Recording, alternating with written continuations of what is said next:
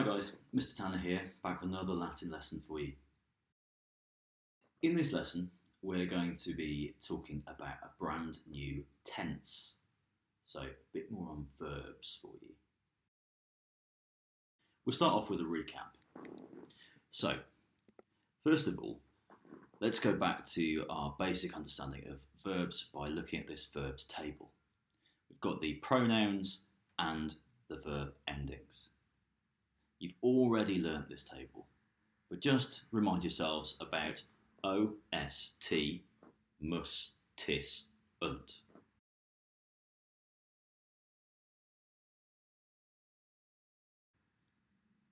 Now, you will remember verbs are formed by putting together essentially three separate parts. The stem, its basic meaning, the tense marker, so when it happened, if it's not happening in the present, and the person ending, who did it. Each part, therefore, contributes to the overall meaning. So we've got ambulat, meaning he or she or it walks. We've got ambulabat, he, she or it was walking. And ambulawit, he, she or it walked. Ambulat, ambulabat, ambulawit. This verb table has all three tenses that you've met so far. You've got the present tense, the imperfect tense, and the perfect. The imperfect means was, and it's marked by that ba, that ba. The perfect means have ed, and it's often marked by that v, and it's got the letter I in its endings. Except for the third person plural, but we don't mention that. Now here's the new one, the pluperfect tense. In Latin, plusquam perfectus means more than perfect or more than finished. So, the pluperfect tense is used to tell us about something that had already happened. So, we've got the same three that I just showed you, but with the addition of ambulaverat, meaning he or she or it had walked. The T ending is still the same. The stem is still the same. It's the tense marker in the middle that has changed. Let's break that down a bit further. Here's that same diagram with the stem, the tense marker, and the person ending. We already recognise the V as a past tense marker. We've seen that before with the perfect tense. We also recognise ERA. This is the imperfect tense of the verb to be, which goes eram, eras, erat, eramus, eratus, erant. I was, you were, he, she, or it was, we were, you were, they were. So, what's going on here is we've got that combination of the V and the era, and that is making our pluperfect tense marker. So you're basically looking out for Vera. Where do we find pluperfect tenses? Well, one place where we often find them is in relative clauses, which we've just learnt about. Reminder that relative clauses are used to relate more information about a noun. The cat which had sat down on the mat was fat. The cat was fat. Which one? The one that was sat on the mat. So, we've got pluperfect tense there, had sat down. Here's an example in Latin. Quintus, qui ad Alexandriam navigaverat, templum invenit. Quintus, who had sailed to Alexandria, found the temple.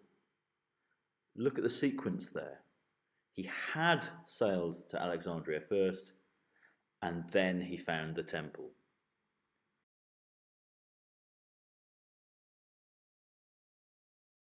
Okay, time to grab a pen and some paper or whatever you usually use to make notes. First of all, here's a table. The table contains the full formation of all of these verb forms.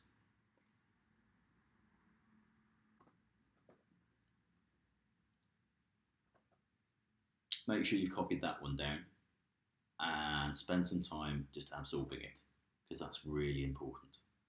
On the upside, that's all the past tenses. in terms of the active verb in Latin. Here are some practice sentences. Have a go at translating these. Watch out for the pluperfects. Pause the video now. Here come your answers.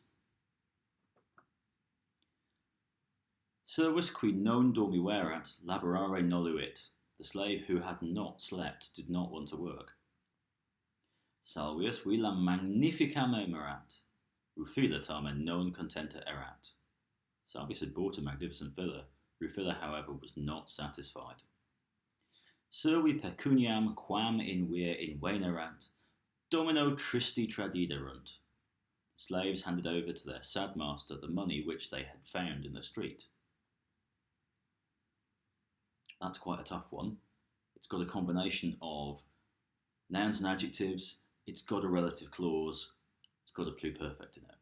If you got that right, really well done. Number 4. Ubi agricola fortis in agris laboraverat ad casam rediit.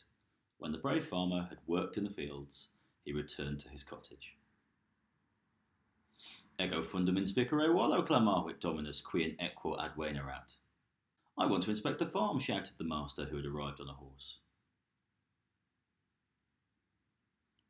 Fabri, quos rex in Britanniam importaverat magnum templum aedificabant.